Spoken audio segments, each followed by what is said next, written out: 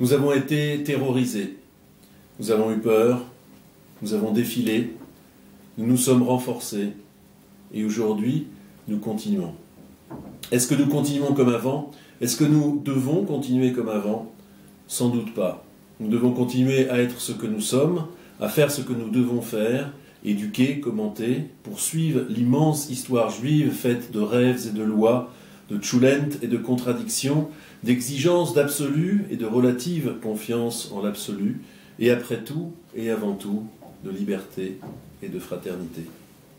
Cette fraternité, nous l'avons vécue une fois de plus lundi lors de notre soirée de discussion, le 26 janvier dernier, dans notre Beit Knesset, jamais plus Beit, maison, et Knesset, rassemblement, que jamais.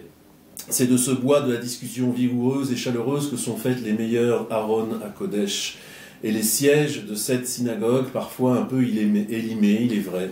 Ces sièges ont témoigné que face aux événements, nous n'étions pas assis, mais nitzavim, debout, et la pensée en marche. Mais nous avons aussi parlé de nos inquiétudes et de nos peurs. Cette peur, nos enfants aussi en ont parlé cette semaine au Talmud Torah. Entre deux militaires et quelques chumashim, Revital Shloman, notre directrice de Talmud Torah, a suscité la parole des enfants autour d'une nouvelle d'Edgar Keret, où il était question de roquettes à Tel Aviv, de pastrami et de badminton, de fourmis et d'éclats d'obus, bref, d'un inénarrable balagan à l'israélienne que je vous invite à découvrir chez l'un des plus grands auteurs contemporains. La réponse à la situation présente, nous le savons, ne peut seulement résider dans le social et le sécuritaire, dans le fusil-mitrailleur et la location. Nous, juifs, sommes aussi attachés à réfléchir, à prier et à réfléchir encore. Peuple texto-centré, comme le rappelait le rabbin Moshe Albertal, voué à scruter nos vieux écrits pour y lire l'appel et le renouvellement de nos vies. Scruter le verset pour changer le cours de nos étoiles. Alors, lisons et apprenons. Dans la paracha Béchalach que nous lisons cette semaine, le peuple juif fait justement face à l'une de ses plus grandes peurs de son histoire. Cette peur, c'est celle qu'il éprouve lorsqu'après avoir fui de nuit l'Égypte des idoles, des crocodiles et des tyrans, les Bnei Israël se retrouvent coincés en quelque sorte au bord d'un précipice liquide, cette mer rouge infranchissable qui les appelle pourtant à changer de continent et de mentalité.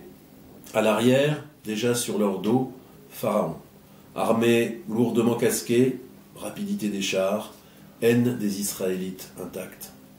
Cette tenaille, cette peur de la mort certaine suscite au verset 13 et 14 du chapitre 13 de l'Exode cette réponse de Moïse. Moïse répondit au peuple « Soyez sans crainte, attendez, vous serez témoins de l'assistance que l'Éternel vous procurera en ce jour. Certes, si vous avez vu les Égyptiens aujourd'hui, vous ne les reverrez plus jamais. L'Éternel combattra pour vous, et vous, tenez-vous tranquille. » Fidèle à la tradition, le commentaire du Talmud, d'Yerushalmi, Ta'anit 2.5, coupe non point le cheveu, mais le verset en 4. Exactement en 4. Il choisit de lire dans les 4 aspects de la réponse de Moïse, 4 réponses différenciées, adressées à 4 publics différents. Le texte du Yerushalmi maintenant. Nos ancêtres au bord de la mer Rouge étaient divisés en 4 groupes. Un groupe disait « Jetons-nous dans la mer ». Un deuxième disait « Retournons en Égypte ». Un troisième disait « Faisons la guerre aux Égyptiens ». Le dernier, enfin, disait « Hurlons après eux pour leur faire peur ».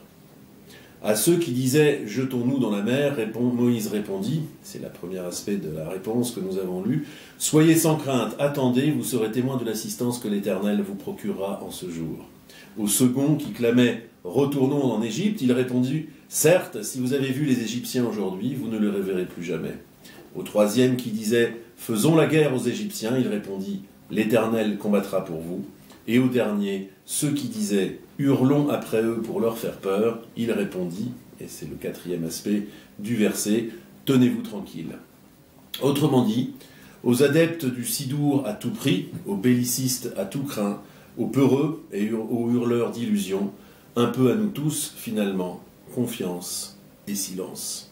Ce qui n'exclut pas l'action. Car la solution, nous le savons par un autre midrash, c'est Narshon ben Aminadav qui nous l'indique. Face à l'impasse de la prière, de la couardise, du bellicisme ou du ridicule, Narshon Charlie descend dans la mer et se met tout simplement à nager. C'est à ce moment-là, nous dit le Midrash, que la mer se serait ouverte. Un épisode qui inspira Ben Gourion, jamais à court de belles formules. Ce fut le premier juif à vivre selon l'exemple. Je le soupçonne même d'avoir pensé le premier Israélien à vivre selon l'exemple. Pour nous aujourd'hui, ceci nous appelle à ne pas nous bercer d'illusions.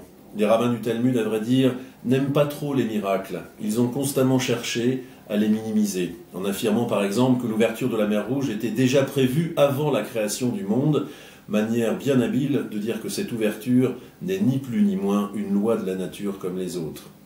Maïmonide insiste même, il est un domaine où Dieu n'intervient jamais, où il n'est pas en son pouvoir de changer la nature des choses, c'est la nature humaine.